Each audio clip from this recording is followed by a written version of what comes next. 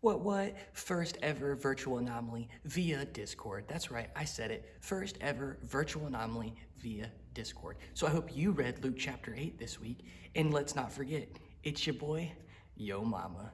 Roll the intro. Okay, now that we're all here and ready to go, let's start off just the same way that we always do.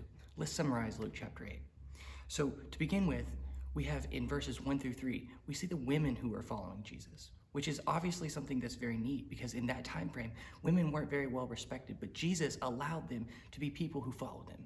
Number 2, we see verse 4 through 21, we see the parables and the teachings of Jesus. We see parables like the farmer who scattered the seed and what that means, and we see the parable of the lamp. And then lastly, we see the teachings of Jesus that tells us who the true family of Jesus is. Third, verses 22 through 55, we see that Jesus heals continuously. He continued from chapter 7 into verse 8, and we see that Jesus healed the demon-possessed man, and also we see that many people had faith, and that he continued to heal those who had faith. Okay, guys, I know you're ready to tell me all the things that you've learned about in Luke chapter 8 this week, but guess what? Your time's not until 6:30, mine's at 2 o'clock, so I get to go first. All right, so before I get started, I actually want to talk about Luke chapter 7. So you remember last week we talked about some of the faith healings of Jesus, and we talked about how, he healed because of the faith of the Roman soldier, and we talked about the faith and how it takes great faith and that Jesus looks at it. He doesn't just see, wealth, or he doesn't see, that we're put together. He doesn't see all these, things that we like to put out there. He doesn't look on the outside, but rather he looks on the inside. He looks at the faith he looks at the people who are willing to do for him.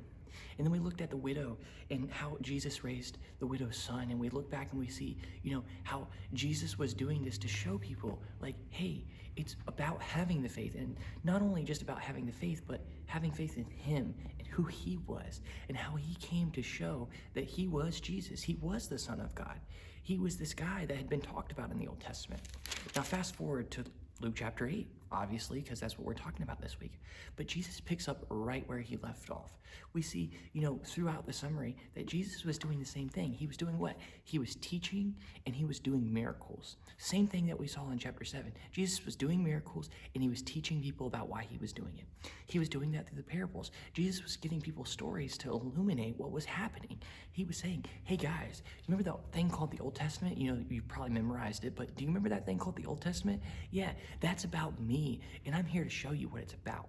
But not only did he just tell people about it, but he used his miracles to show people what it was. So that's what I want to talk about today. I want to talk about the miracles that Jesus did.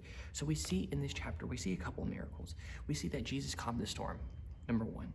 2, we see that Jesus cast out a demon or multiple demons from this demon-possessed man. Number 3, we see that Jesus heals Jairus' daughter. Number 4, we also see that Jesus helped the bleeding woman, the woman who had been bleeding uncontrollably for 12 years. Now, why is that important that Jesus did all of these miracles? Well, just like we said before, Jesus wasn't coming to just tell people, but he was coming to show people. Now, he wasn't showing people that they need to have more faith or that he was coming to make their lives better. He was showing them something very, very, very specific. He was showing them that he was the Son of God, that he was Lord over all. Now, how do we know that? So there's a wide variety of miracles that Jesus did. But here's the thing.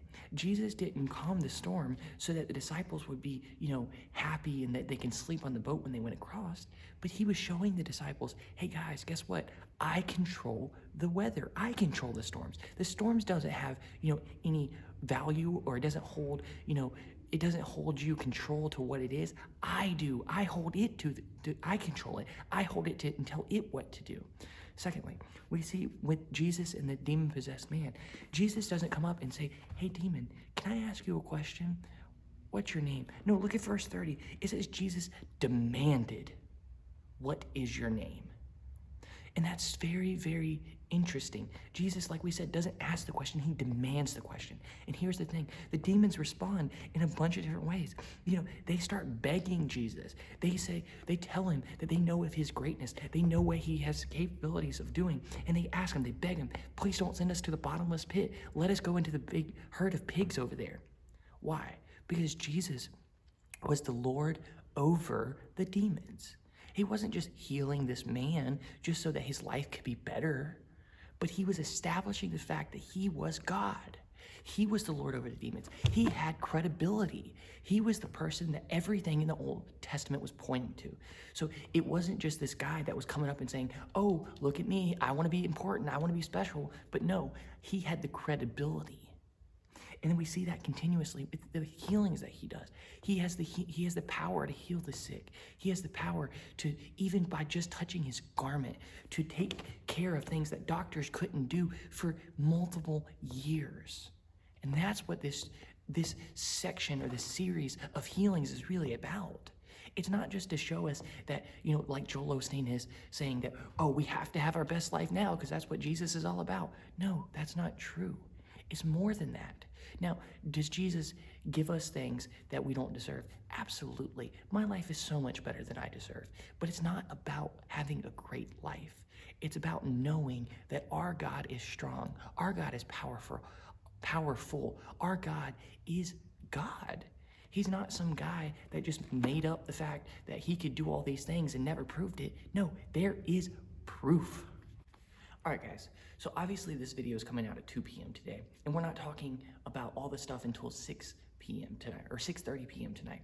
So here's what I want you to do. I want you to continue to think over this chapter, all right? If you haven't read it yet, please go read it. If you have, and you've been contemplating, write down some of the thoughts so that you don't lose them between now and tonight. But get ready to talk about all the stuff that was impactful to you. And I hope that you're here at 6:30 p.m. tonight.